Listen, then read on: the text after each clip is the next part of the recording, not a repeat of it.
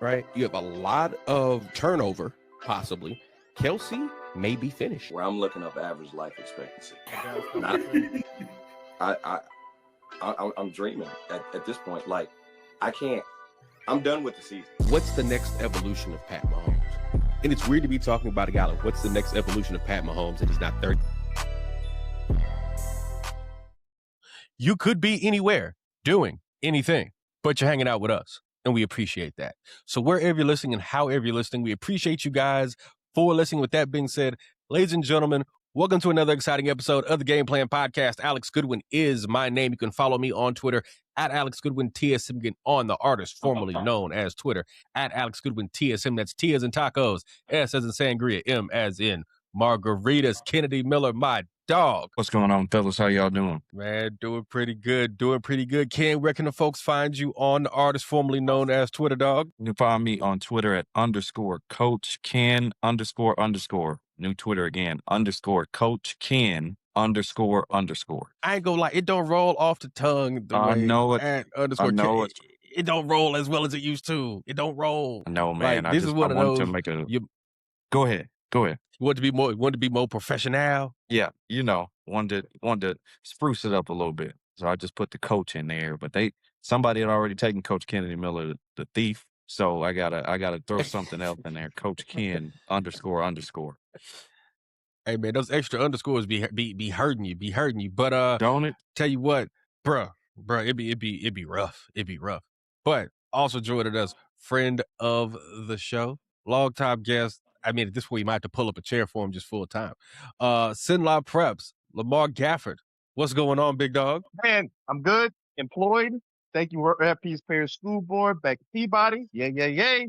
And I feel like I might have to give Kennedy a LeBron James Philadelphia 76ers jersey sometime very, very soon. Hey, Hey, I like to hear that, Lamar. I think Ken, look, hey man, now that Kennedy Miller has joined another fandom, like Kennedy, I wonder, Ken, do you like when LeBron go to a new team, do you get involved in like that city's like local rap scene? Do you start listening, like when LeBron went to LA, did you start listening to Kendrick Lamar and Nipsey Hussle? Did you like get into like, just did you start jamming the Game? Did you get into MC8? Ice Cube, is that your thing? Because if it is, in Philadelphia, I'm like, oh, you're going to be listening to a whole bunch of Freeway and Beanie Siegel. I was about to say Freeway. It was kind of the perfect storm. It was kind of the perfect storm in L.A., because I was already kind of a Lakers fan. I would still consider myself a Lakers fan. When we talked about that NBA preview, I was still excited about the Lakers. Now, with all this turmoil and drama that they got off the court, this is a little bit different. But, I'm definitely listening to some Freeway. What we do is heavy on my playlist right now, and of course, dreams and nightmares. So, hey, I'm gonna tell you this, man. Them folks in Philadelphia, somebody made a joke. They said, "Yo, man, they be slow dancing to Beanie Siegel." So I don't know if that's gonna be you, but I can feel it in the air, Alex. But I can feel it in the air. Hey, man, I'm just gonna say this: if you go to Philadelphia, Kennedy Miller, I know some good place for cheesesteaks. I also know this actually might be the good time to take you to an Eagles game, Cowboys-Eagles game. Matter of fact, absolutely not. My wife's been itching to go to. My wife's been itching to go, and I have been telling her I will not be surrounded by these thugs and these hoodlums. I won't do it, right? But I'm not gonna lie. I especially won't go if there's a Cowboys fan with me, because you'll get me shot. Yeah, I'm not. And if I'm going, I'm wearing all black. Like, you won't know who I'm rooting for. I won't get up. I won't clap. I won't do anything. What did Denzel say on Remember the Titans? I don't scratch my head unless it itches. I won't dance until I hear music. You ain't gonna know that I'm a Cowboys fan in that stadium. I'm gonna just keep it real low key. All right. So, funny thing is, we're actually not here to talk about basketball, despite the start. We're actually here to talk about college football. This is our college game plan podcast, college football preview. And so, to pop this bad boy off, we're gonna play a game called Big Facts, a Big Cap. I'm going to make a statement, and then the fellas are going to tell me if the statement I just made is big facts or big cap. And even those of you guys who are in the comment section on YouTube, Spotify, all of that, y'all can tell us if it's big facts or big cap as well. All right, so we're going to start off with statement number 1. The USC Trojans will make the college football playoff for the first time. Big facts or big cap. Lamar, I'll start with you. It's going to be big cap. And I mean, hey, I hate to say it, if you're Lincoln Riley, it better be that the other way around. But big cap on that one. I mean, Lincoln Riley's teams, we've always known here, they cannot stop a soul.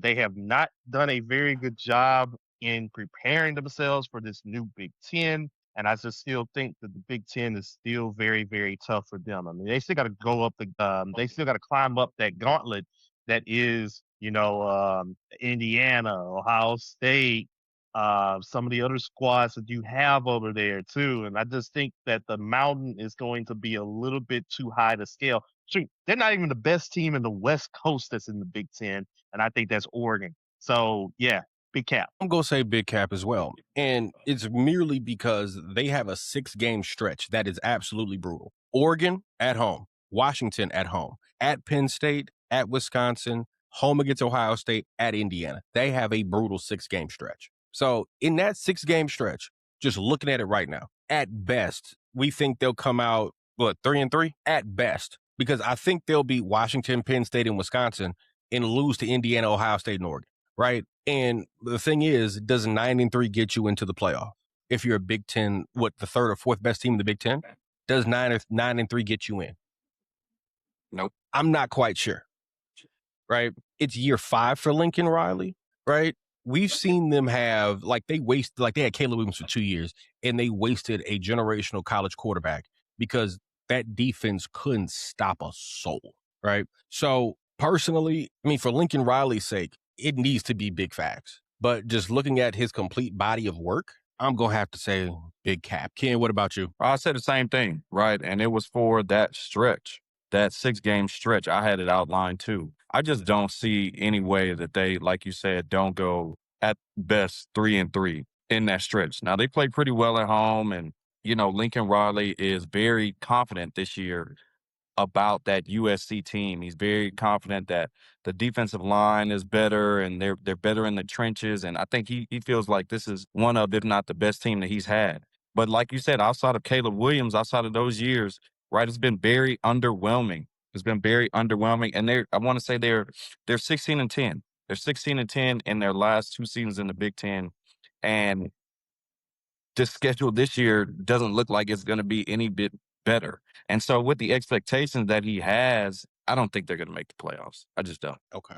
All right, let's move on to our next statement. Big facts or big cap. Ole Miss will win 10 games under new head coach Pete Golding after everything that happened with Lane Kiffin in this prolonged divorce. Lamar, Ole Miss, 10 wins. Big facts or big cap? I think it's going to be very, very close. I think they get to 9 or something. Now, I will say, you got Trinidad Chambers. He gives you chances to win ball games. If 9 wins is good enough to probably get them in the CFP, I could revise that there. But I still think that some of the teams that they have to face against, you still have to worry about, obviously, LSU on the schedule earlier in the season. And that's going to be kind of like, in a way, make or break game that's going to be extra charged for it. I feel like that we're going to be talking about that very, very, very, very soon. And I think that is going to be an interesting one that if they're on the other side of it, it might snowball their season. But if they are if they're on the right side of it, it might even help them out a good bit. But, you still have to also worry about Texas. You still got to play Georgia. Oklahoma's still up there as well. And the speed bump that is Mississippi State, I just think that they're going to get to 9. I think they'll be very, very shy of that 10, though. Okay. Ken, what about you? I had him at about 8 or 9 as well. I think it's cap. I think that first game is going to be tough out the gate. I think Louisville, that it's going to be a pretty good game between those two. I'm going to be interested to watch that game. But, I think they'll get past Vandy. I think they'll get past Mizzou, Auburn. But 10 wins in the SEC, I just don't know. And then that LSU game, obviously, I think they're going to have a lot to play for. I think it's going to be a great environment. I don't know, though. I just don't see it off looking at the schedule, right? I think they'll win about 8 games. I don't have 10, though. Torn. I'm not going to lie, guys. I am torn. And the big reasons I am torn is because you think of the on-field production that they're going to bring back. They're going to bring back Trinidad Chambers, Kawan Lacey. They got a transfer from Michigan State. At receiver, they still got guys out there as well. Right. And they even brought in a guy who goes to former 5-stars past, Jonte Cook, former 5-star at Texas. He came in that same year with Arch. It went left. He ended up at Syracuse last year, played halfway decently. So Ole Miss is going to have some like pretty good skill talent. My big question is like the coach, Pete Golding, right? A big part of me feels like with Pete Golding being the head coach, I don't know if he's Mr. Right. He just might be Mr. Right now, right? Like they needed some sense of stability after the divorce with Kiff, and they really didn't have time to do a search in the middle of trying to prepare for the playoffs, right? So I think they just made an internal hire and they're going to roll with it.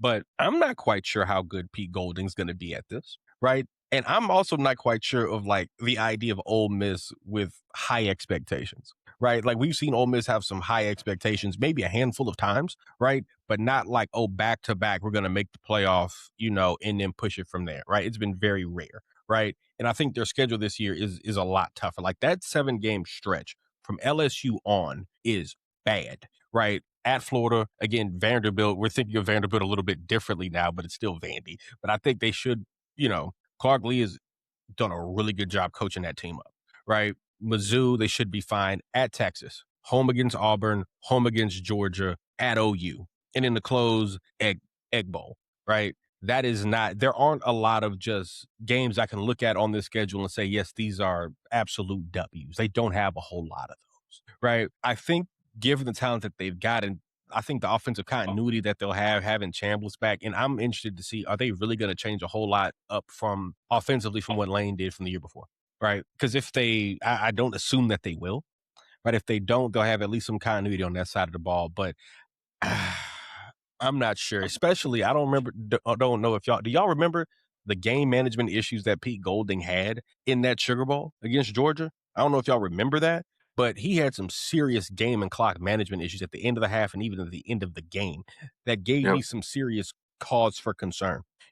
So we'll see. But I'm gonna go. I have to go Cap. I'm gonna have to go Cap.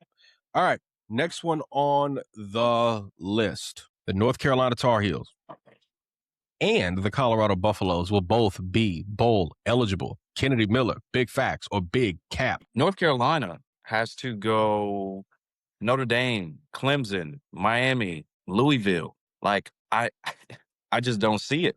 I don't see it. This is not, as Mike Lombardi referred to them as the 33rd NFL team. This is not them. So I don't know what they're doing over there. It's kind of like a mom and pop run store in North Carolina, right? I don't see Bill Belichick really turning it around, especially in year 2. And then with Colorado, they have their own question marks. Like nobody that had more than 14 tackles on their defense is back. Like it's just a bunch of turnover in Boulder. And I mean, y'all have seen the Twitter videos. You've seen the highlights, and it looks like North Shore Middle School out there. I mean, those dudes look small. They look small. I don't see either of them being bowl eligible, which that would be the first time in 8 years that North Carolina has not been bowl eligible.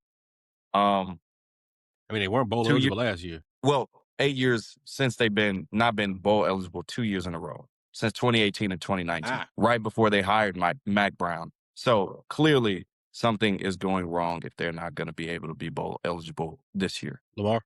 I'm going to go ahead and say Big Cap. I think one of them could make it in. I may have some hope for UNC, obviously, but the problem is, like you said, they have a tough schedule where they have to face against their tougher teams on the road, and that's going to be an interesting thing. I'm not buying what Colorado is selling me right here. I looked at them last year. They did not look like the team that when they had Travis and when they had Shadur. And so I just think, in a way, the mystique is kind of gone a little bit from Colorado there. Unless Coach Prime finds a way to get it back, I think it's going to be tough. Now, the good thing is they are playing some of their tougher games at home. Texas Tech, Utah, also Houston will be home games this season. So that could give Colorado a little extra juice there. But I just don't see it in a Big 12 that is always very unpredictable, because you could find your way beating against Texas Tech one week, but then you could also find your way losing to Kansas State or something else like that. And that's just how it's been. This big cap all around, man. Colin Kaepernick everywhere. You know what I'm saying? I think UNC is going to be better, and they played better down the stretch, right? Like defensively, they did not give up a lot of big plays, which is a pretty big hallmark of a Bill Belichick defense. So I think they're going to be better. I think they can possibly get to 4, maybe 5 wins. I know last year they had 4 wins, but only 2 wins against FBS opponents, right? But the thing I keep thinking about with UNC is this: you didn't hire Bill Belichick to just win 5 or 6 games. You didn't hire Bill Belichick to just be bowl eligible, right? You hired Bill Belichick and you're paying him $10 million. So you can be a real factor in the ACC, but also, in the national championship picture, right? You didn't pay $10 million for this, right? So let's say you do win 5 or 6 games. Yes, this is progress, but you didn't hire Bill to win just 6 games or to win just 7 games, right? But I think offensively they could be better because they got the little homie Gio Lopez. He up out of there, right? And I think they got a backup from A&M who is going to be competing for the job that I think we'll see pretty early. But also, who's running their offense this year? The HR menace himself, Bobby Petrino. UNC is clearly prepared HR-wise. They just got Mike Lombardi up out of there on an HR complaint. So just send Bobby to the facility and send him back to the house. And say what I want about Bobby. Bobby's an asshole. Bobby's all those different things. Bobby can call an offense. That offense is going to be better than it was last year under Freddie Kitchens. So, I'd like to hope they can get to bowl eligible, but I don't see very many, TCU, Notre Dame and Clemson, ass whoopings. Pitt, Duke, Syracuse, Miami. Maybe the Syracuse game. UConn, I think that could you could probably win that one. And close with Louisville, Virginia, and NC State, right? There aren't very many guarantees on this schedule, right? Especially for a team that was not very good last year, right? On the Colorado end of things, man, Ken, I'm just going to be honest with you. It doesn't feel like Deion Sanders is building a program. It feels like he's just putting a team together year by year. That's honestly how it feels, right? Like year in, year out, there's 40-odd transfers in and out, right? And there's no legitimate consistency. The only through line has been that the offensive line has been pretty bad, right? So it's hard to really predict what Colorado's going to be because all 4 years Deion has been there. We come into the season and there's not really much like that we can really point our, there's not much really you can hang your hat on. Right. And this year, even less so. I will say this. They did make a few moves that I'm really intrigued by. They got DeAndre Moore from Texas, the receiver.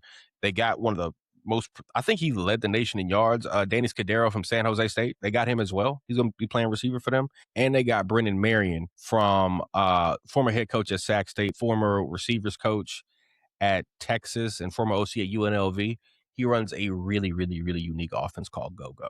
It's really unique, really funky and wonky formations. I'm interested to see how that plays out, right? But in order for that to really work, you really got to have some pretty decent to good offensive line play. And one thing about Colorado is the offensive line has not been very good consistently. So how is all of that going to work, right? And I think Deion really needs this to work, right? Because they were 4-8 the first year, 9-3 the second, 3-9 last year, right? They've got to have some sort of progress. They got to at minimum be bowl eligible, right? In order to kind of, stem the tide. But because if they're not, you can make the argument this is going in the wrong direction.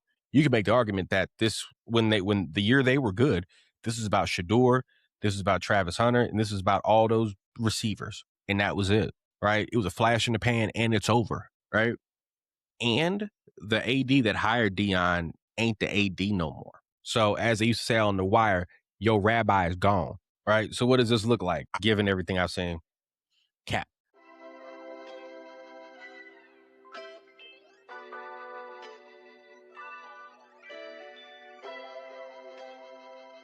All right, fellas, let's move on to coaches on the hot seat. So, Kennedy Miller, I'm going to ask you this. What coach do you think is under the most pressure to perform this year?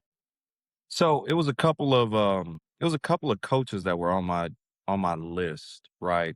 Deion was one of them, right? For all the reasons that you just mentioned, and along with them getting a new athletic director. But if you're saying who has the most pressure, we've all seen Remember the Titans. If Kalen DeBoer don't win this year, it's going to be more than a brick that goes through his window.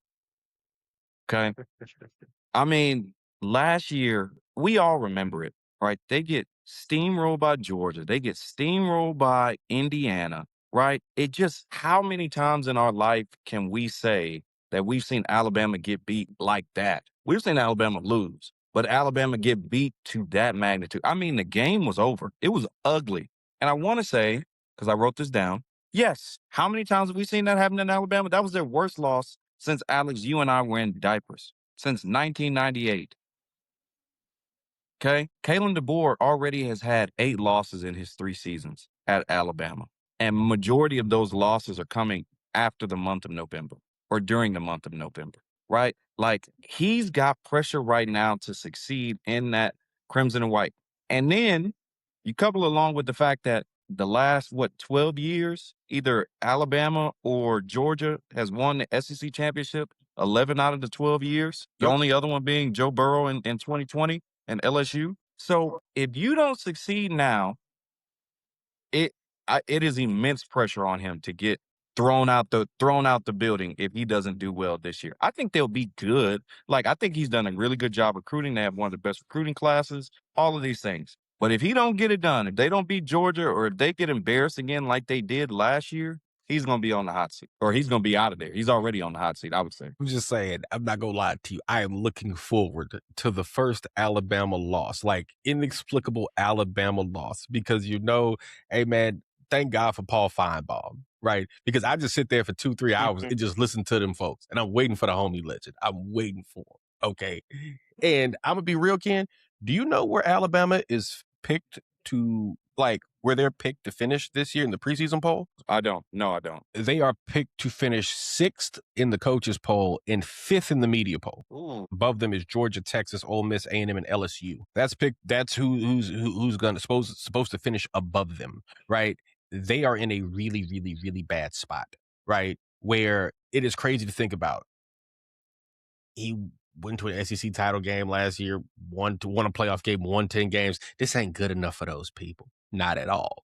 Not at all. All right, Lamar, who you got? Coach under the most pressure. All right. As much as I might want to say Lincoln Riley, I think he may survive. I might have to, Lincoln Riley might survive. I mean, shoot, Bill O'Brien is still out there coaching Boston College. I think, yes, still coaching Boston College, which we haven't even thought about Boston College since Matt Ryan was there. But wow, I guess I'm gonna go in the Big Ten. I'll go Luke Fickell. I think you see that program with Wisconsin.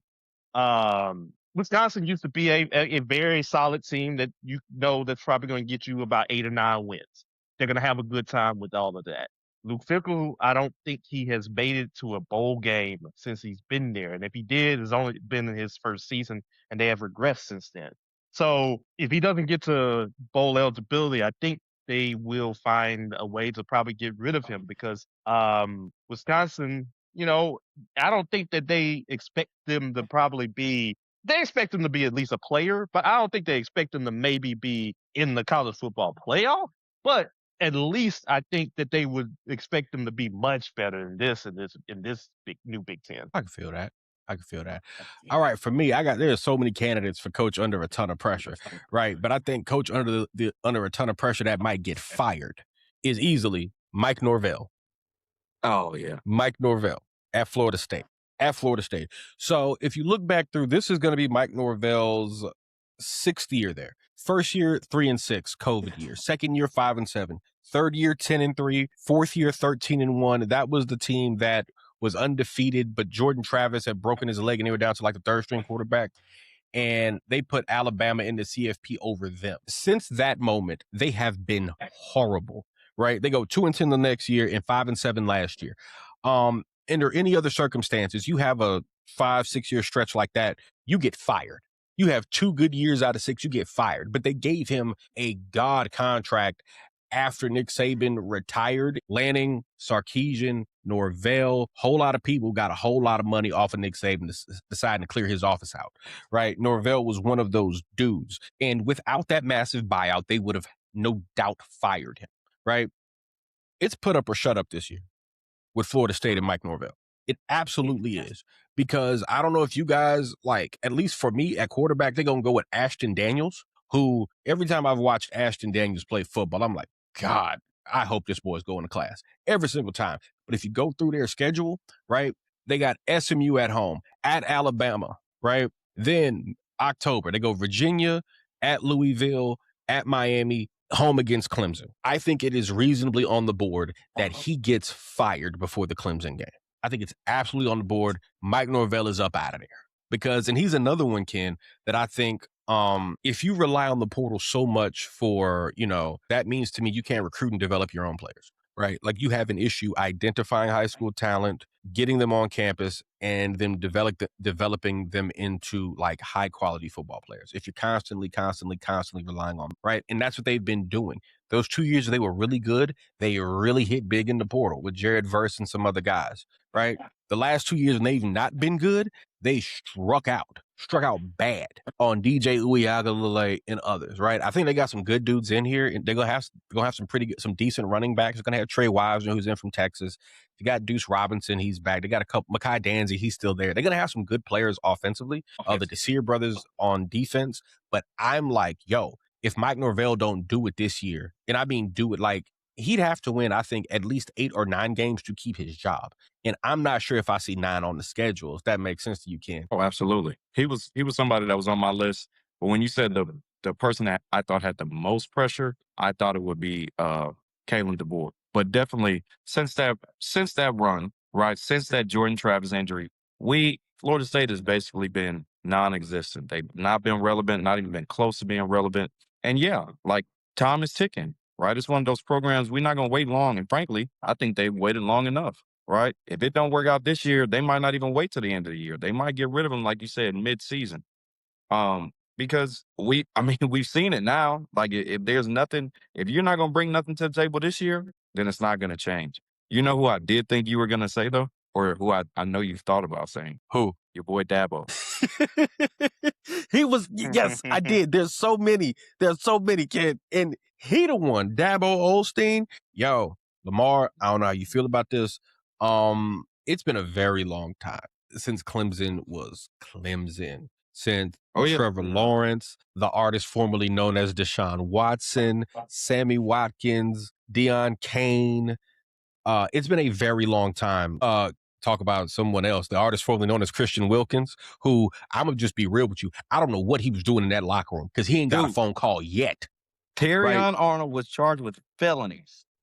Multiple. And Christian Wilkins has still not been picked up. What did he do in that locker room? Hey, man, I ain't gonna lie to you. Pablo Torre has been very busy with the Kawhi Leonard brown paper bag money situation. This is what we might need Pablo Torre to find out. What happened in that Raiders locker room? Why has everybody's been like, that brother needs some help.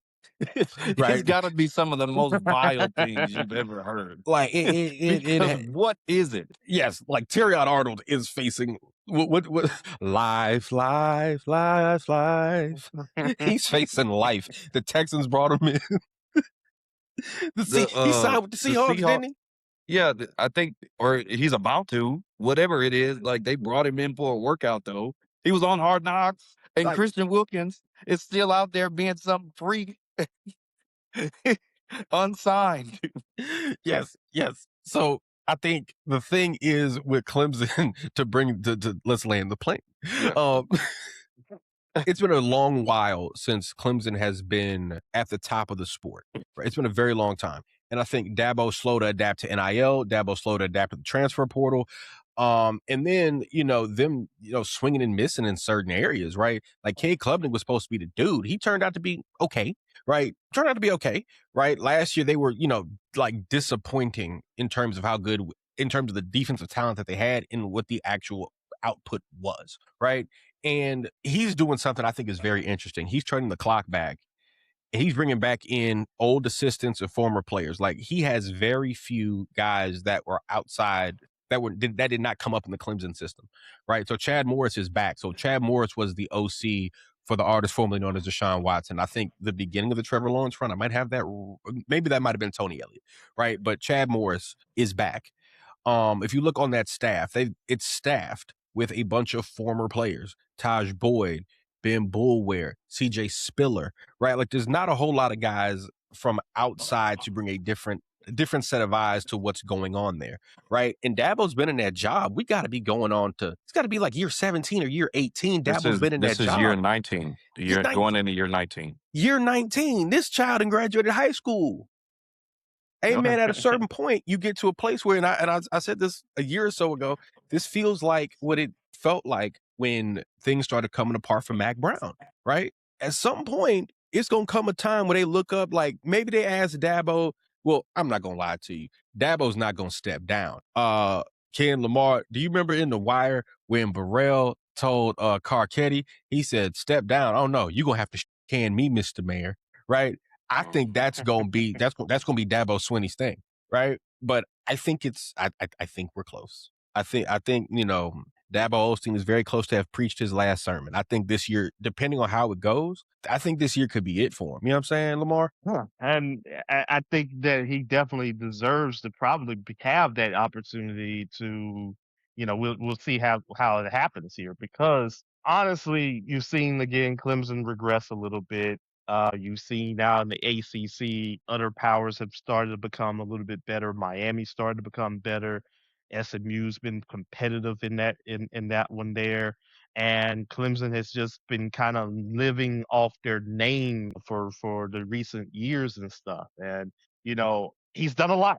He's done a lot for Clemson. I believe that he'll probably get a statue there. They may name the field after him. I mean, they may give him, who knows, even if it doesn't work out here, they may still give him that executive office there that he could be part of the team. But, you got to think that if they have another 7-win season, 8-win season, and they are not there competing for a national championship, those calls are going to become a little bit restless there. I mean, look, everybody loves to be the hero, or you could either live to be the hero, or you could die to be die being the hero. And he's been a hero for a long time. And unfortunately, it has not worked out well since Trevor Lawrence has been gone from there. And then the new name of NIL money, it has not really worked out too well here in this case. So it's a little hoping for the best for Dabo, but unfortunately, if it just continues to spiral, they'll find a way. They'll find a way to get you out of there.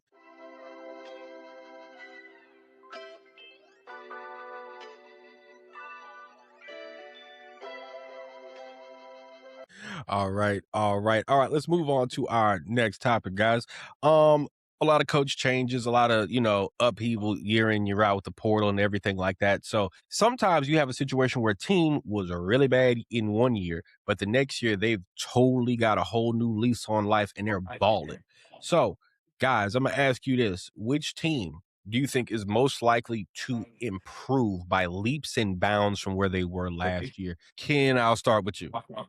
I'm going to go with Florida. I think Florida's going to be a surprise team. Obviously got the coach Summerall from Tulane, right? I wrote some things down, right? It's been 6 years since Florida has won 8 games, at least 8 games, right? The Florida Gators.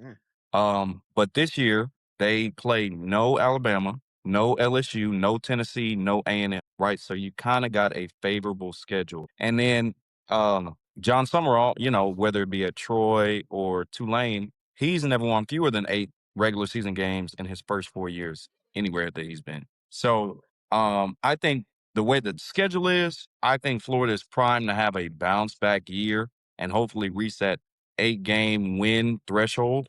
But I've got them Lamar, down what as you my got? surprise. In the state, I'm going to go LSU. I think they have a favorable schedule going into November.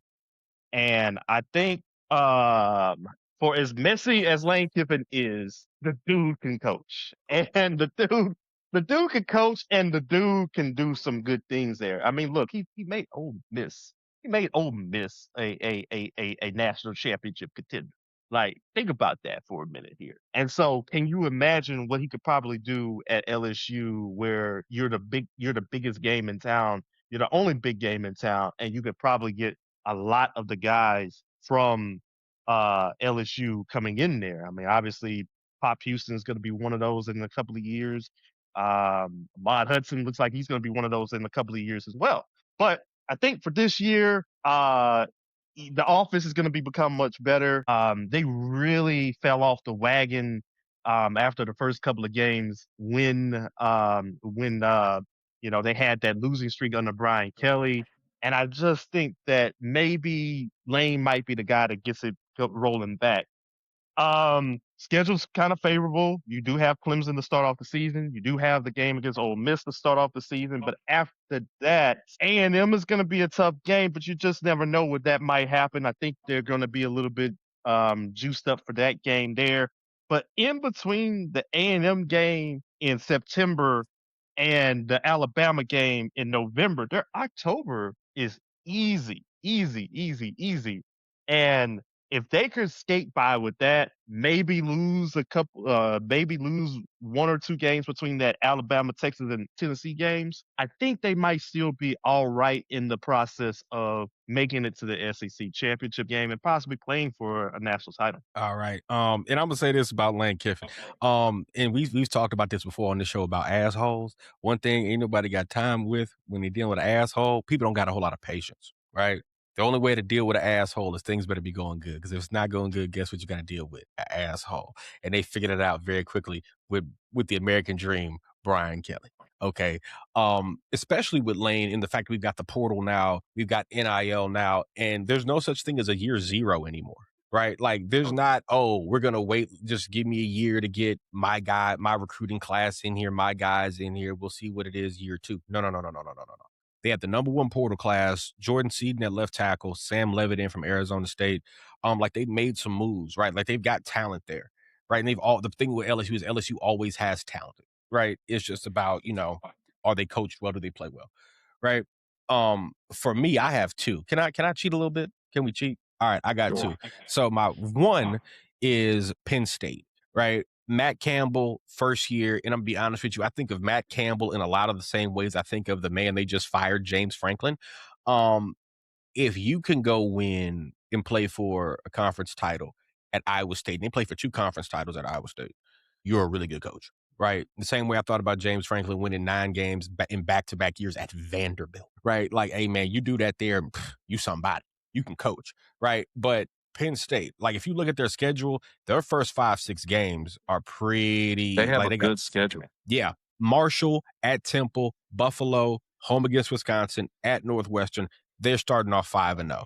Now it'll get a little hairy. They've got USC and Michigan in back-to-back weeks. We'll see. But then they close Purdue, Washington, Minnesota, Rutgers, Maryland. There's a world they win 10 games. And go ahead. You got it. Well, I was just gonna say, and there's continuity there. Like you talk about, there's no year zero anymore. Like he's bringing his quarterback, he's bringing I want to say his play caller with him, one of his receivers. Like he's bringing a bunch of Iowa State guys with him over to Penn State. And so along with that easy schedule, like they already got continuity, they already got a chemistry thing going. Yeah, I think they can easily win 10 games. Yeah, and they bringing a whole bunch of Iowa State to the joint, a whole bunch. Like it seemed like he took everything that wasn't nailed down, right? So they'll be a lot. I think. I mean, they were a 7-6 team last year, right? Of course, they brought Allen was coming back, Katron Allen, all those guys, and big game James. It just didn't go well, right? But I think this is easily a 10-win team based on the schedule alone, right? And it wouldn't shock me, depending on like I don't know what I'm supposed to expect from Michigan this year. I have no idea, right? I think they'll be well coached, but Underwood has got to really turn a corner, right? So that's one. My second one, I'm going to go outside of the Big 2 conferences. I'm going to go to the Big 12. I'm going to go with Oklahoma State, right? New coach Eric Morris, formerly of our alma mater, both of ours, Kennedy Miller, the Mean Green, right? Yep. Taking the quarterback with him. Man, he took Drew Mestermaker with him. He took Caleb Hawkins with him. He took, again, it's another situation. You damn near take everything that wasn't nailed down, right? So he brought a whole lot with him. And the thing with these Eric Moore offenses is if they don't do nothing, you know how on Duffel Bag Boy Lil Wayne said, if I don't do nothing, I'm a ball, right? Eric Moore's offenses, if they don't do nothing, they're going to score a lot of points. It's going to be a lot of fun to watch offensively. Defensively, we'll see. But they're also bringing the coordinator, Skylar Cassidy, who really got that UNT defense together last year, because Morris's first 2 years, great offense, defense couldn't stop us all, right? Skylar Cassidy came in, and which is why that team went from a 5-6 win team, like a bowl, like they're on the bubble of being a bowl team to a team that, played for the conference title and would have went to the playoff had they beat Tulane in the AAC title game, right? So I think they're going to be a lot better. And I think they'll probably be bowl eligible given the volatility and the instability of the Big 12, just top to bottom, right? So I think they will be really, I won't say really good, but they will be really fun to watch. You know what I'm saying, Ken? No, I mean, I totally agree. That was one of the teams I thought about too. I really think there's a scenario where they can end up like ranked top 25 and like in the 20s, like if it all goes well. Because like you said, like Eric Morris has been around, Mahomes, Cam Ward. Who else am I missing? Was it Baker? Was he with Baker? Nah, he recruited John Mateer to Washington State too. Okay, Mateer. But yeah, he's been around all these guys. He's had success, right? Obviously, we know the success he just had at UNT. And then I think it's going to translate. I think it's going to translate to Oklahoma State. And yeah, like I said, I can see a scenario where at some point in the season they're ranked 25 through 22. I think Oklahoma State is going to be on the up and up. Okay. All right. Lamar, is there, maybe because I cheated, is there a second team you think most improved? Like, I'm going to give both of you guys the second team you thinking, all right, because I was cheating. Right. Yeah. I think I still will probably stick with the LSU one because honestly, I just think, again, from where they were last season to now to this point here, I think that's probably going to be something for them. I mean, I also want to even add here, they brought back Ed Orgeron, master recruiter. So he is back in the Bayou. So yes, we will be hearing that that gravelly voice there and everything. But I definitely still want to give that to at least LSU. I still think that the schedule's good for them. They can make their way in this one here. I think that they have a great chance of probably doing pretty well this season for themselves here. And I mean, who else am I going to pick? Notre Dame, but Notre Dame was just out of it. I mean, not too far out of it. So I got to go with LSU in this. I was going to say, hey man, just Lamar, just make sure Ed Orgeron is not over there parking lot pimping or attempting to. Because Ken, did you hear the story of him trying to pick up when after Ed got his divorce after they won a national title and Ed was out here in the streets? Yes. I hope Ed, things are settled down for Ed and Ed ain't, because it sounded like Ed was on him. You know what I'm saying? Ed had a pocket full of money, a nice car. He the King of Louisiana. He's like, and I'm on him. Yeah, right. Just make sure Ed stays away from the GGs and just keep him away. Keep him away. That's all I'm saying. Teach you my pod technique.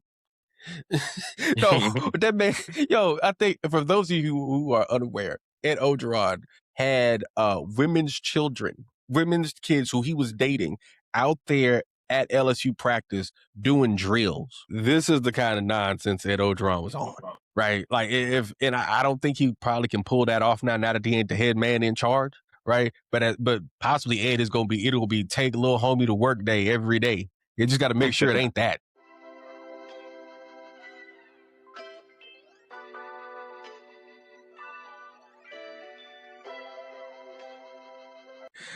All right. Next, game of the year. Lamar, who you got? Game of the year, regular season game of the year. Oh, yeah. Hell yeah. September the 19th, 6:30 p.m. We're going to be watching this, the Magnolia Bowl between LSU and Ole Miss. I want to see that one. I hope that game is on pay-per-view. I just want to hear the off-cast of the cussing of what's going on in there. The stadium cast there at Oxford, bought Hemingway Stadium. I think it's just going to be so amazing there, where there is probably going to be a lot being said out there, and a lot of that stuff will be rated X when we get a chance to listen to it. So I really, really, really want to hear that one, for sure. All right. And finally joining us, he has had a very treacherous drive up 45 North, right? But he was insistent upon joining us this evening. Insistent. He just got out the car because he still got the do-rag on and everything. JT Barrett, I don't know if I should shout out your jobs right now because I don't know if the presentation is what they want to see. But JT Barrett, Texan Live, catch him doing some games this year. Swag TV as well. JT, what's up, dog? It is such an honor to always be on this wonderful platform of the game plan. Kennedy, what's going on? Lamar, What's up, my man? I feel like it's been a month of I ain't seen you in a month of Sundays, but it's probably really been about 10 years worth of Sundays, man. You Man, know, it's been forever. it has been forever. Alex, you know, we talk about our NCAA dynasties all the time, man.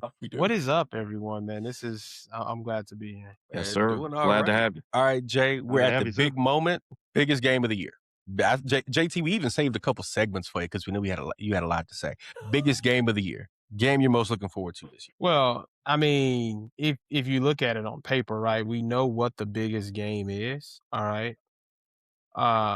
We know what the biggest game is, right? And that's LSU versus Ole Miss, just because of the magnitude of the game, right?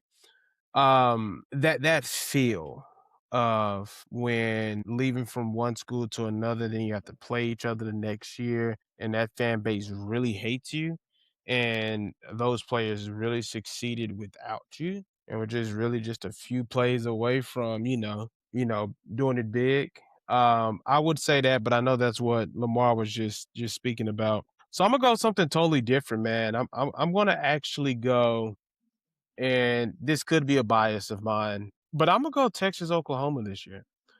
I Ooh, think that that's this awesome. is one of the first years that we've had in a very long time where both squads are coming in with veteran quarterbacks, veteran guys at receivers, good-looking defenses, and this game should be competitive. We know that the last time Oklahoma won, Dylan Gabriel was the quarterback there. He's gone on to play at Oregon and got his spot taken by Shedeur Sanders, who everyone clearly hates so much that they let Deshaun Watson come back and play football. But this is the first game since that, and that has been 3 or 4 years now. I think that game is so far under the radar because of what has happened over the past 2 or 3 years with Oklahoma offense looking like absolute dogs, looking like the Browns, really, right? Whenever you want to kind of just talk about anything bad in football, you could just say the Browns, honestly. But I think that's it. I think to me, that's the game of the year. Obviously, every game is huge, but I think that's the game of the year, if you ask. Ken, who you got? I really thought JT was going to go here. But I mean, for me, I'm going to say Texas, Ohio State. I'm going to say Texas, Ohio State based on obviously these two teams matched up last year. And it's kind of both teams know what's at stake.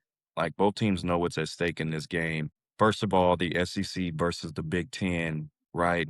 Two powerhouses of each conference who reigns supreme. And then, based on their schedules, whoever loses this game kind of puts themselves behind the 8 ball trying to make that college football playoff, right? So they both understand how extremely important it is to win this game, because if Ohio State loses to Texas, right, now, do I think they can run the table? Sure. I mean, we've seen them do it before, but I mean, you're going to Iowa, then you're going to Indiana, you're going to USC, who doesn't play bad at home.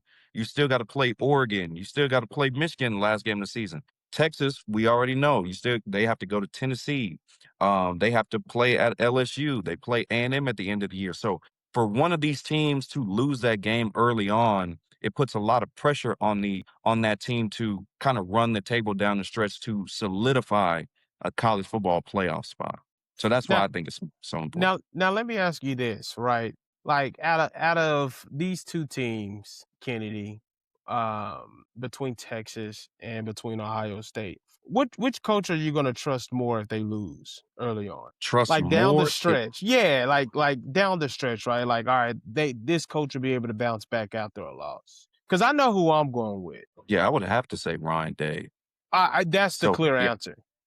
I would have to say Ryan Day. Yeah, for that's sure. the clear answer, right? He'd have to Yeah. be. I think he's like the wild thing about Day is, and I've been saying this for a while, the amount of talent that's come through the building over the past since he became the head coach, and they've only got one national championship to show for it. Like, it's wild to think about that Day is a bit of an underachiever, given the amount of talent that they've had there. I mean, if we compare this to the other side.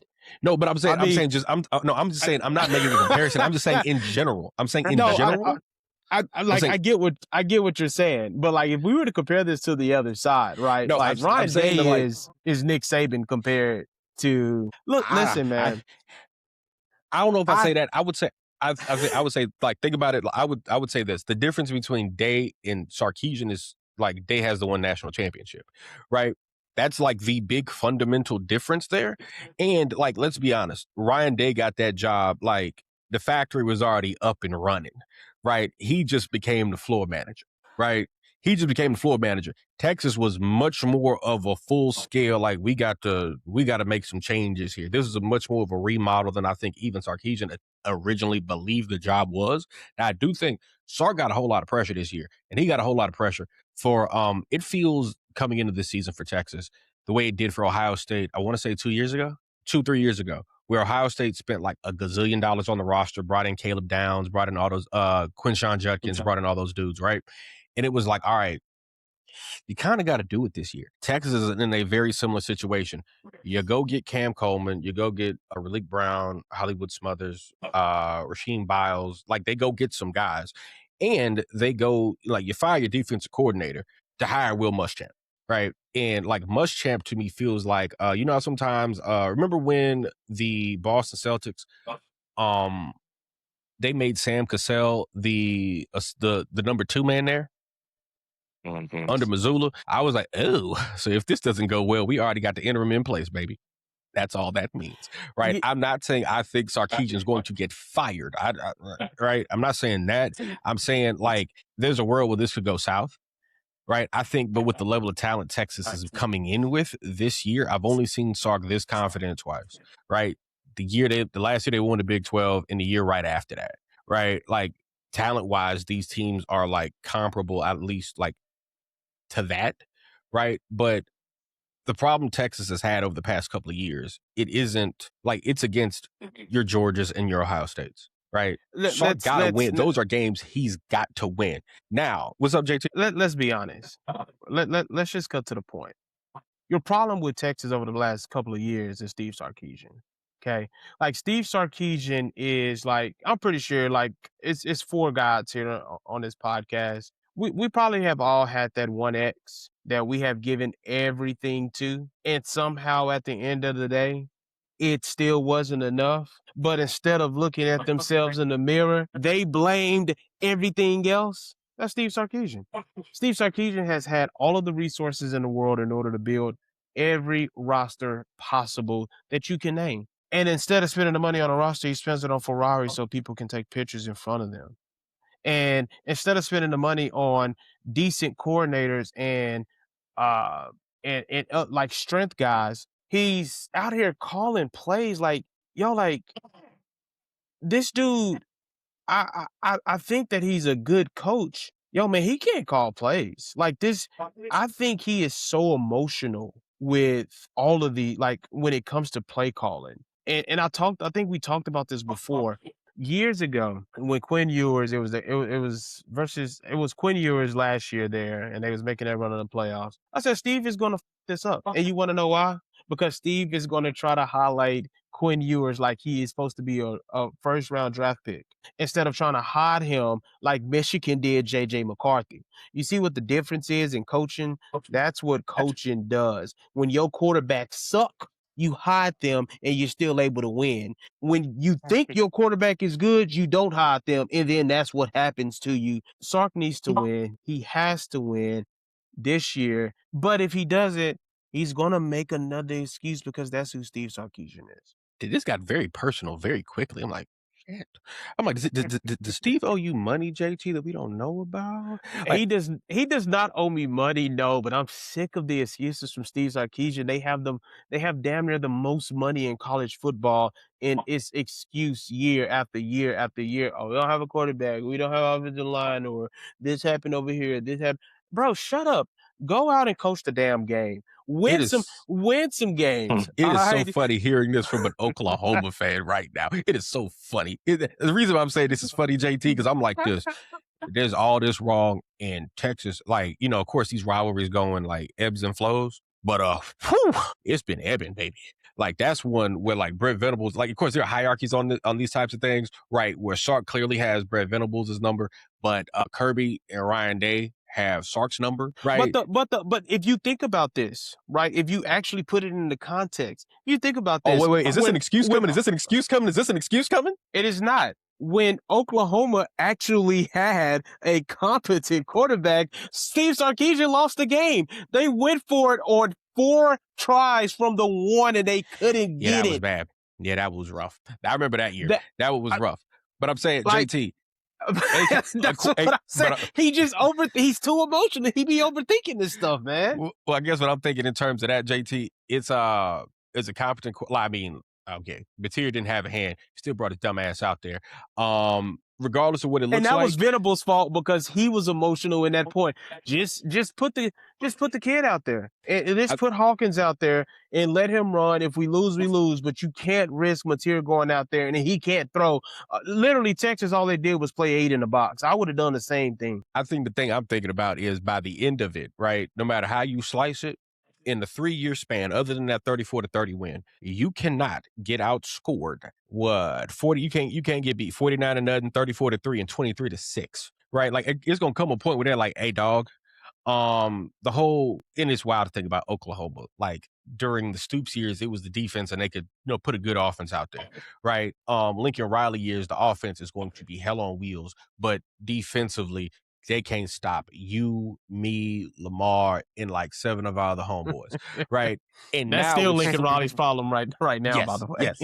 And now it's flipped to the entire opposite direction where the defense has, gotten a good stranglehold on things, but offensively, it's bad, right? Where the offensive line, and that's been the core of the Lincoln Riley thing. Offensive line has not been particularly consistently good, right? So like that's the part where I'm like, Oklahoma. But you see it, right? You are seeing those things from the outside looking in when you talk about Oklahoma. Now, when you talk about Texas, what are you saying? Oh, this is where they're missing that because they have where we're missing this year, coming into this year, even last year. Like, let's look at last year. Last year, what worried me last year was O-line, replacing Kelvin Banks, Christian Jones, and I believe there was one other guy we were missing, right? That was the thing.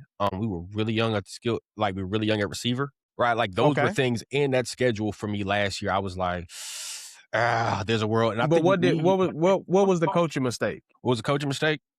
Shoot, him and Flood not putting the right O-line out there until like after the Kentucky game. That was the big, they messed that up. But also it was a coaching issue of your quarterback is really good at play action deep shots, but your O-line, the one that they had out there for the first 7-8 weeks, wasn't good enough to hold up for the play to progress long enough, right? But I think this year they done dumped a whole lot of money into the O-line, a lot of money into skill talent. This year, frankly, I'm not really going to be happy unless they win a title. All right, that's really it. Because this is you. Have you prepared your wife for what? For what it looked like when you're not happy? Oh shit! Stop. She was with me in 21, and she was with me in 2021. She was with me for 5 and 7. Okay, she was with me for 5 and 7. All right. She saw that, and I was like, you know what? Because you know what? I'm like, I'm not putting up with this. She was with me when they lost to Kansas, okay? And I was like, you know what? And here's the good part. It was my birthday. It was my birthday, and I was like this. I'm like, I'm not gonna ruin my day by watching this game. I woke up the next morning. I'm like, well, smart man, right? But we gonna see what that looks like. This is a long way to talk about what game do I think about. We totally got off track. What game do I think is going to be like game of the year? I'm legit thinking, just because it might be wild how it ends, UGA and Alabama. Kalen DeBoer needs every win he can get. And that dude just got a contract extension. He did. But that ain't gonna stop the people from putting a brick through his window. I'm surprised. That ain't gonna stop people from putting, from egging his car. That ain't gonna stop people from calling in to Paul. Paul, where does he live? Paul, this is unacceptable. Paul, Nick Saban didn't lose to Vandy. Mike DeBose didn't lose to Vandy. Mike Shula didn't lose to Vandy. Paul, this is like going to sleep next to Beyonce and waking up the next morning, it's Whoopi Goldberg, right? That ain't gonna stop them people from saying all that wild stuff. It's not. Kennedy Miller's, it ain't gonna stop him saying our favorite. This ain't Prairie View. Wherever the hell you was before this. That's not going to stop them. Kalen DeBoer, especially after they got smashed last year in the SEC championship game against Georgia, right?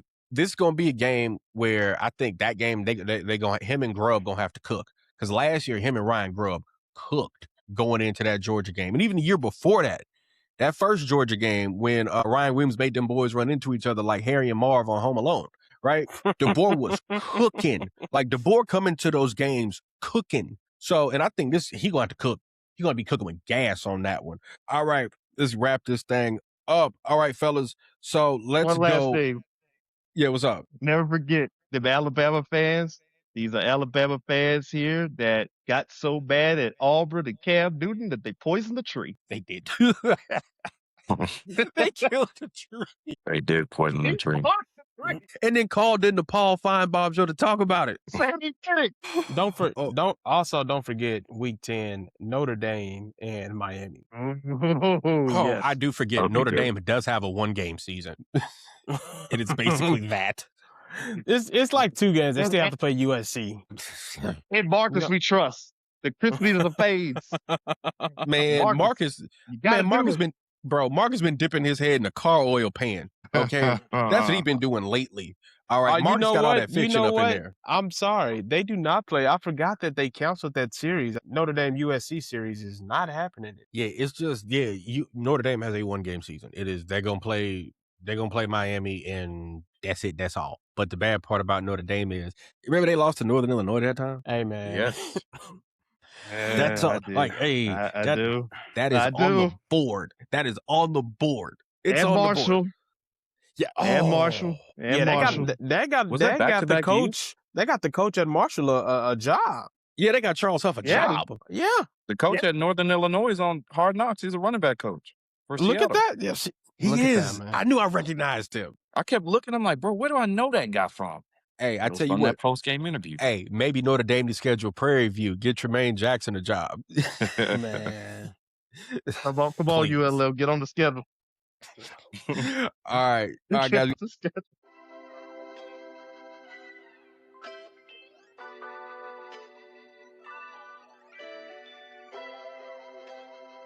We're going to close it out with this. All right, guys. Who you got SEC champion?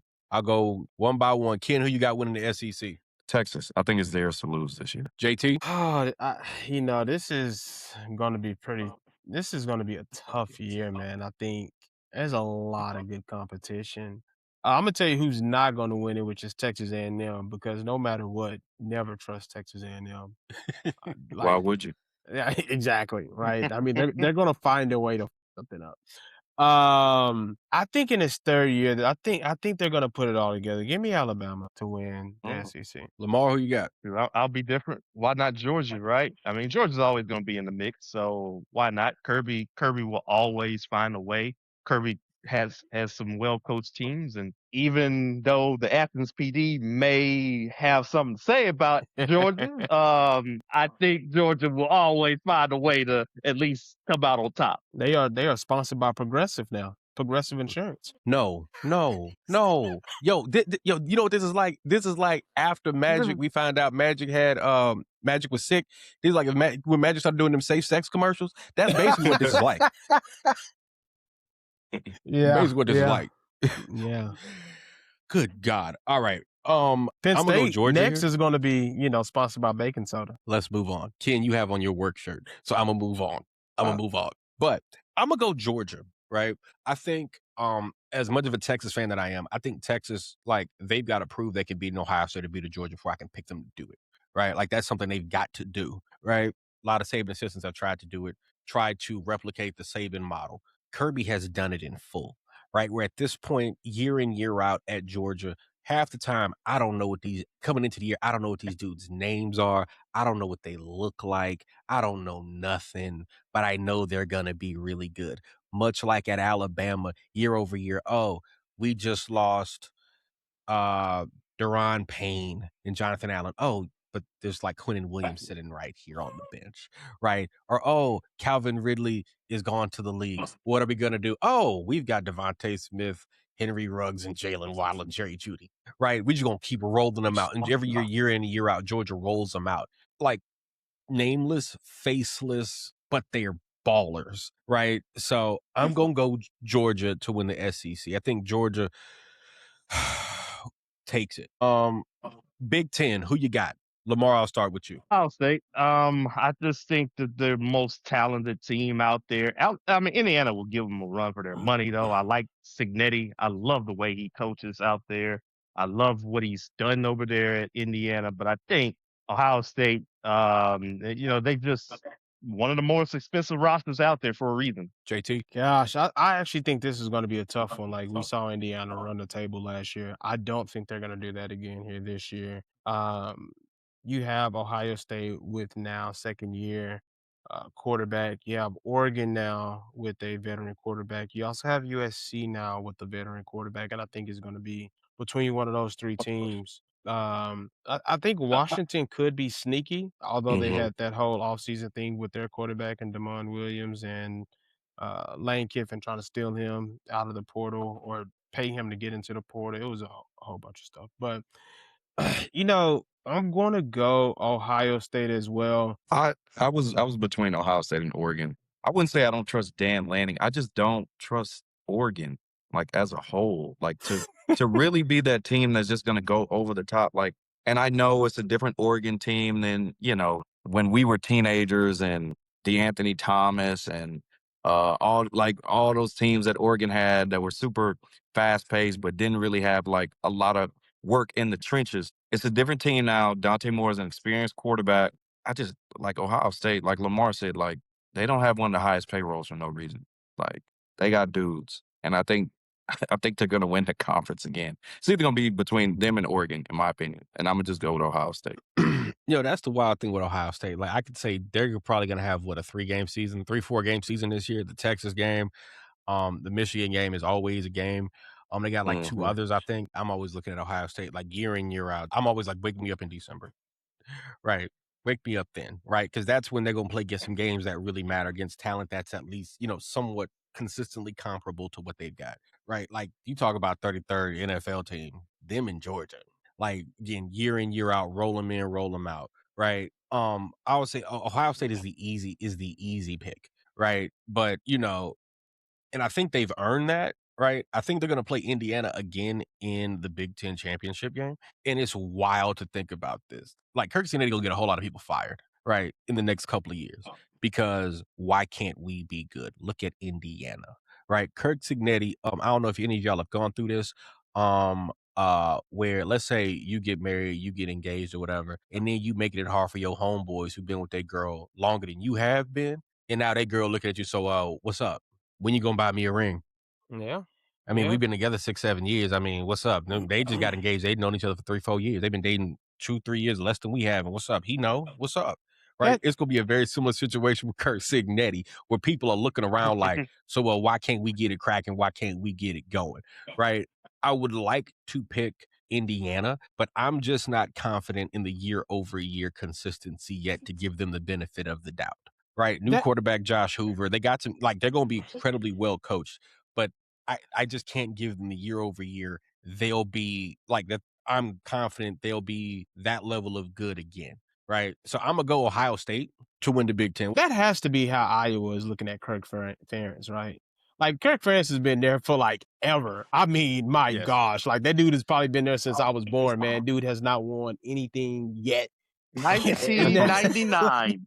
like, like, that dude has been there forever, right? And then here come Kurt winning, in a few years, and like Iowa, like, yeah, hey man, we're in the same conference. Like, what are we doing? I mean, Maryland has to be looking at Mike Locksley like that as well, right? Like, Mike Locksley is probably gonna get fired if they don't win 8-9 games this year, and they're not gonna win 8 or 9 games this year. Absolutely not. Absolutely not. No. Look, even Ole Miss, the Ole Miss situation, right? Like, he got everybody looking across the country like, you know what they're trying to do? Everybody's doing in college football what people was doing in the NFL like 8-9 years ago when they were trying to find the next Sean McVay. So they were trying to find anybody who had touched the hem of Sean McVay's garment, right? Like, Cliff Kingsbury got fired at Texas Tech, fired. And he was going to be the OC at USC. And then Arizona gives him the head coaching job because in the press release, I never forget, they said he's friends with Sean McVay. Friends. They ain't coached together. They just homies. Everybody trying to find the next Curt Cignetti. And it's wild because everybody can agree this person's a singular talent. This is a singular person. But we going to keep trying to find the next one. Right. That's the wild part about it. All right. Y'all know where Next. Chip Kelly is? Because Chip Kelly is back in the Big Ten, by the way. He at Northwestern. Yeah. He's at Northwestern. He called him plays at Northwestern. Okay. Yeah, he's at Northwestern. Northwestern, of all places. Northwestern, Yeah, I want to add one last thing. I don't think Indiana's going to make it. I'm going to say this reluctantly, and like, if this does not happen, I'm going to find a way to try to cut it from the video. I think USC is going to make the Big Ten title game. Like, if Lincoln doesn't win it this year, like, people are going to, like, heads will roll because it's now been 5 years, and even you talk about the struggles that Oklahoma has had. They've made the college football playoffs, and with like if it wasn't for a dropped pass by a running back in the open field who would have scored, like Oklahoma would have won a playoff game before USC has. And Lincoln Riley took all of the offensive players with him. They left the offense like completely depleted. So Lincoln has to win, and I think he realizes the pressure is on him. And so I think it'll be Ohio State USC. Okay. All right. JT Barrett with the hot take. We will excavate this entire show in December to see how we all did. Yeah, I can't wait to get excoriated. All right, next one.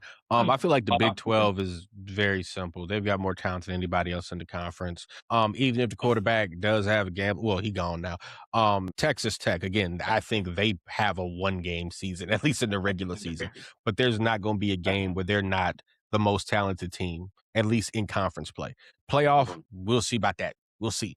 But in conference play, man, they should go undefeated. There's no reason there's no reason I think they'll lose a game in the Big 12. Like, they shouldn't. And if they do, well, I ain't gonna lie. The game, this is one we should have talked about. This game of the year, the Cincinnati Texas Tech game that somebody called the "When did you know who wouldn't win" bowl. And why didn't you tell me, bowl? Right? That game. And they play at Cincinnati too. That game's gonna be wild. That's gonna be another wild one. I think the tough one on their schedule. I think they do have 2 tough games on their schedule, because they have to play U of H. That's at home, but they do have to go to Oklahoma State in November. Like, and Oklahoma State, I think is going to be really good this year with a new head coach, new running back, new quarterback. Like, they brought a lot of guys over from North Texas. But yeah, I probably agree with you about the, let's say, 2-game schedule that they have. All right, Lamar, who you got winning the 12, or what's left of it? Speaking of big payrolls, I had to go with, again, probably Texas Tech, but BYU is also in the mix of this one too. They don't play Tech until they have to meet each other in the conference championship game. That would be a very interesting one. I know BYU still have to worry about Utah. Possibly the winner of that game would have to face against Tech for that championship there. But right now, Tech, I think they get that spot right there. So I'll go with the Red Raiders. Ken? Going with Texas Tech as well.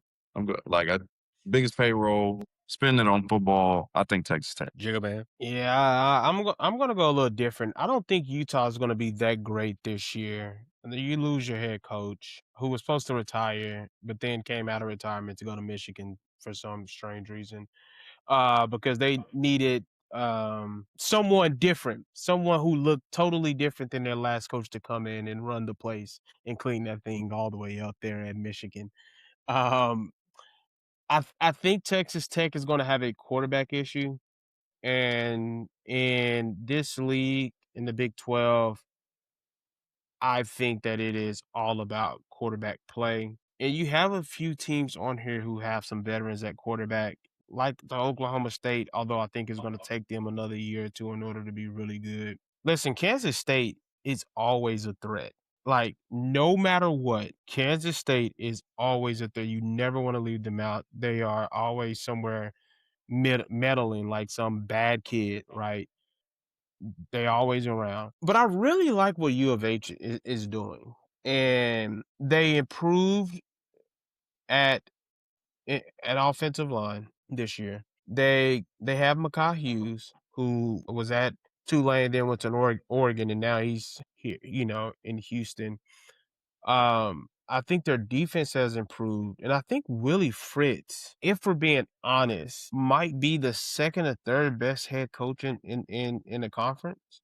Like I think you're looking at Arizona State coach Kenny Dillingham. I think that you are looking at BYU, Kalani Sitake, and I think after that, like, it's Willie Fritz. I think Houston can win the Big 12 this year, and not a lot of people are talking about them. But I think they can definitely they'll win it. It's out of them and BYU. I don't think Texas Tech makes it. All right. Last up, the ACC. I'm going Miami. Miami. Even though Mario Cristobal can't manage a clock like I can't manage a budget. Good God. You You spend it talk on about shoes. hey, listen, shoes and these vinyl records behind me, right? Like, right. But I'm like, Mario Cristobal, man, he ain't never seen a game he can't mismanage, right? It's getting similar to me with Ken that I feel like about Doc Rivers. Doc Rivers ain't never seen a lead he can't blow. Never. Right. That's how I feel about Mario Cristobal. He ain't never seen a lead. He ain't never seen a clock. He ain't never seen an end of game situation. He can't mess up. Right. But I think what they're gonna have, they've lost some pieces on the offensive line, but they got Mensah in from Duke. Defensively, they're gonna have to replace Ruben Bain and some of those other pass rushers. But I think, given what Mario's been able to do in recruiting and with the portal, I think they're gonna win the ACC. And we'll see them come playoff time. We'll see if and when Mario blows a lead. JT, what about you? I think the interesting one is Clemson. And I don't ever want to give credit to Dabo Swinney because, well, it's Dabo Swinney. But, he has been a pillar of consistency within the conference. And they're going to have their down years, but I think he's finally opening up and saying, I have to do what some of these other schools are doing, and he can't treat it like a church no more, like he wanted to back in the day. I I think Miami's going to make the game, and I think they'll wind up playing Clemson. I think if Cal, like, they got JKS back, and I'm not going to try to say his name. I promise you, I don't know how to say that, so I'm just going to call him JKS. And so, like, I actually think they have they have the second best quarterback in the league, because I think Kevin Jennings is the best quarterback at SMU. I just don't think SMU has enough. And I don't know if Rhett Lashley is going to be able to coach them up throughout the entirety of the thing. Like, they did make the playoffs 2 years ago, and I think rightfully so. I think they deserve to. Kevin Jennings is back. I think he's a junior now. Like, he looks really good, and I think he's improved year over year. But, like, where are the skilled players? Like, they had Chris Johnson Jr., and now he's gone because he's at Clemson, right? So, like, I think that is going to be the difference. But give me Clemson, give me Miami in that game, with dark horses and with Cal and SMU. I was gonna say don't sleep on SMU. But I have Miami. I have Miami in the game. I think they're too talented. I think they've done a good job, and I think it's theirs to lose. Lamar, who you got? I got to go with Miami. I mean, Miami looked all right when they played in the. It's crazy. They didn't win the conference, but yet they still made it to the CFP and they still made it all the way to the championship game. So I think they'll probably take a little bit of a bounce back and try to win the conference this year. Even though the ACC is always unpredictable enough that you had Duke winning the whole thing in football. Duke in football, by the way. But yeah, I think Miami wins it this year, honestly. SMU has money, but shoot, Miami, they still got the talent. And I feel like Mario at least can do that part and get them at least into winning the conference championship.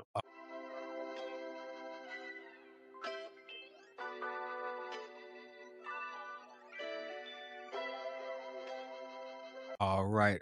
Let's wrap this bad boy up. Who we got winning the national championship? JT. This is a tough one, and it's really tough because as we know, the Big Ten has won the last 2 national championships, and like, are they going to win a third? The last 3, and are they going to win a third? Yeah, because it's been Michigan, Ohio State, and then Indiana. I think we're going to get a Bama. I think we get a Bama Oregon national championship game, and I think Bama wins it. I think Bama is going to win it.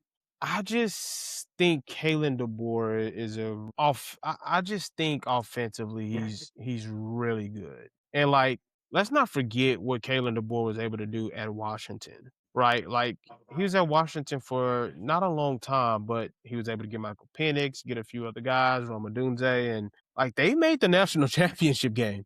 Right. This was just 3 or 4 years ago, like before he took the Alabama job. Like, Kalen DeBoer now has more money, more resources, and I think more talent. Is it probably more of a little bit of a difficult schedule? Yes, but I think now year 3, I think this is Kalen DeBoer's time, and I think give me Alabama winning it. Ken, who you got? I don't know if they'll win it. I'm very interested to see how Notre Dame looks. They got a lot of expectations this year. What's the quarterback? What's the quarterback's name? CJ Carr. Yeah. A lot of hype surrounding him, a lot of expectations. I think they got a good chance, right? Because we talked about how many teams are playing on this one game schedule for the year, right? The schedule isn't too taxing. And I think if they can get in, they show what they can make it to the national championship 2 years ago. I think they have as good a chance as any to compete for a national championship. So I'll say Notre Dame. Lamar, who you got? I'll piggyback off of that one too. I think you don't have to worry about the extra wear and tear of playing for a conference championship game because you're not in the conference. You're not. So that kind of helps out there a little bit. Now, obviously, one thing that we always have to worry about when we get to the CFP is you kind of don't want to be in one of those top 4 teams unless you're Indiana last year, because that long layoff does hurt you a little bit. But I still think Notre Dame can find a way, probably so. Again, you have a good coach here in Marcus Freeman. You have a team that was very close in making it to making it to last year.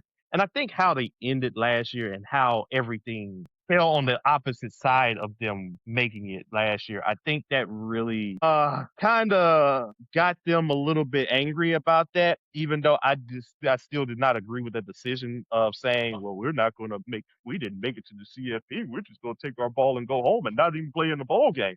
But I think that really has kind of made them more focused that, hey, we got to get the job done. National champion. I'm going to go Ohio State. Saints coming back at quarterback. They're going to, year in, year out, at this point, they've overtaken Alabama as like wide receiver over the past like 7 or 8 years, right? They're going to have good skill players out there. And you're going to be hard pressed to find a team that is more talented than they are. Really hard pressed. The big thing is going to be, can Ryan Day go out here and consistently win, high-end playoff games? That's going to be the question. Every year they got the talent to do it, if I'm being honest with you, right? But I think this year again, it feels weird to pick them, right? But everywhere else, there's not much really for me to hang my hat on, right? Like Georgia, I don't think they need a difference maker, I feel like, at quarterback, right? Indiana, we've got to see them do it a second time. Oregon, you mentioned the Dan Lanning thing, right? Like they'll lay an egg in a big game in a way that's, and I mean, not just like lose a game, but they'll get rolled in a big game where sometimes I'm like, did y'all practice over the past 2 weeks, right? So I'm going to go Ohio State to win the national championship. I just wanted to ask who everyone was rooting for this year, right? Like, is there an underdog or a story that you guys are rooting for? Because, like, for me, like I knew James Franklin was way over his head at Penn State, and like there is no need for him to be at Penn State no more. You know what I mean? Like, and I'm glad he got out when he did, because they probably would have tried to get him caught up in them charges too. But like now he's at Virginia Tech, and like to me, like Virginia Tech, like I grew up watching them with Michael Vick and Marcus Vick and Tyrod Taylor. Like, I want to see them succeed. I want to see like some Beamer ball. So like I'm rooting for Virginia Tech this year. Do you guys have anybody that you guys are rooting for? Not off the top of my head, not like an underdog. Obviously the game that we talked about, right, the LSU Ole Miss game, I'm very interested to see how that plays out. Always going to keep tabs on the Longhorns. But other than that, like I don't really have anybody else that I've just like really penciled in this year for college football to watch. 3 things. The revival of the Pac-12. So we get our Pac-12 after dark Hey, man, again. that's just the Mountain West. Hey, you be quiet. It's Stop all that literally the hating. Mountain West. Stop Is all it- that hating. This is the only thing that we have from like 2015 that bring back nostalgia, man. Let us have it. Yeah. Who's in the new Pac-12? Texas State, San Jose, Boise, Fresno. This is the Mountain West, guys. This is like when what was it? When Drew Hill pledged a new line and they just took 3 of the dudes from the group player, and then like and Cisco is like, this is Drew Hill, and it's like, no, where's the fat, right? Listen, That's what this is. That's what this is. The dope is stepped on. It's stepped on, guys. But I'm sorry, Lamar. I'm sorry. Right. Pac-12 after dark, once again coming back. Number 2, I want to see what North Dakota State has to offer now in the FBS. I want to see it. I want to see what they do now that they're out the FCS and now try to make it in the FBS. And I have to go with my alma mater, the ULM Warhawks. I hope we can just try to find a way to get 6 wins. Get a bowl game, guys, please. All right. Yo, Hey, shout out to Lamar. You know what, Lamar? That was nostalgic as well, right? Because back in the day, like if you knew your team wasn't gonna be that great, you'd be like, "Hey, can I get 6 wins just so I can go to a bowl game?" Right? You know what I mean? Yes. Like we don't even root for going to a bowl game anymore, No. right? So you saying like I love the nostalgic feel that you bring in here, Lamar. I like it. I see what you're doing. But 6 games, y'all not. He said that's not happening. He said no, there ain't gonna be the Popeyes Bowl, the Little Caesars Bowl where 10 people show up. Ain't gonna be that. Yo, I got 2, and they're related. One of them is an FCS program. You know, JT, I have got to relentlessly root for the alma mater, Preview A&M University. Let's do it. Hey, man, Tremaine Jackson, we won the SWAC last year, his first year, and we went to the Celebration Bowl. We should have won it. One of the most heartbreaking losses I have ever experienced. It was bad. My day was ruined after that, right? So Tremaine Jackson, year 2, finished the fight, cheer for the purple and gold, right? I'm in there, right? So that's one. And my second one, FBS-wise, it's got to be Florida International. Right, shout out to former Prairie View A&M and FAMU head coach Willie Simmons. Shotgun Willie Simmons. We need our HBCU coaches to get these opportunities in FBS football. Maybe that could, really help us out here, right? That it ain't just, help guys like, Willie does well. Maybe it helps with Tremaine Jackson, right? Maybe it helps, oh my God, Eddie Robinson, who I think is still at Alabama State, right? Maybe it helps some of these other guys, right? Like Eddie George is at Bowling Green. He is at Bowling Green, and that's a job I wouldn't have done. No, I would have stayed in Tennessee. I would have stayed in Nashville. I would have stayed there in Nashville. FIU with the stadium named after Pitbull. Yes, they do have that. They do have that. Oh man, this has been fun. Can I get to the outro, fellas? Can I get to the outro? That is another episode of the Game Plan Podcast. Kennedy Miller, my guy. Always a pleasure, fellas. This was fun. All right, Ken, where can the folks find you on the artist formerly known as Twitter, my guy? Find me on Twitter, _Coach Ken __. Again, that's _Coach Ken __.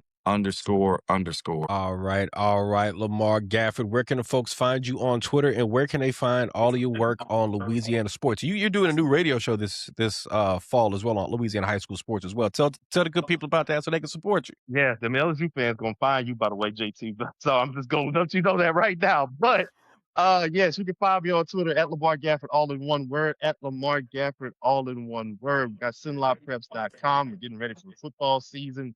And I'll be also doing some stuff on the boot breakdown. So we're gonna kind of break down the high school scene all across the state every Sunday night. So we're gonna try to do that. I'm going to try to do that live on the airwaves as well on video, and also, just this is my busy part of the season right now, where Fridays I wake up at 5:30 in the morning, and I probably go to bed by about 1 o'clock in the morning the next night. So yeah, 20 hours of, I don't know how I do it, but hey, I'm a madman at this. JT Barrett, let the folks know they can catch you. You can definitely find me on Twitter, JT Barrett CFB. I will be on Dave Campbell's Texas Sports once again this fall, doing all sports: basketball, football, softball, baseball, soccer, even water polo. Yeah, they got me doing water polo, baby. You can also you can find me at Preview probably almost every other week. Every week, who knows what it is. I am doing volleyball games this year, fellas. How about that? Hey. So I will be on the call volleyball. You can download the SWAC TV app, and you'll be able to watch all the SWAC games, especially in-conference games. I'll be doing volleyball this year. I'll be doing color commentary with your boy, Charles Porter, for basketball, men and women's. And then also I will be on the play-by-play for baseball this year. All right. Wherever you're listening, however you're listening, we appreciate you guys for listening. For JT Barrett, Lamar Gafford, Kennedy Miller, my name is Alex Goodwin. This has been the Game Plan Podcast. We will see you guys next time. Y'all take it easy.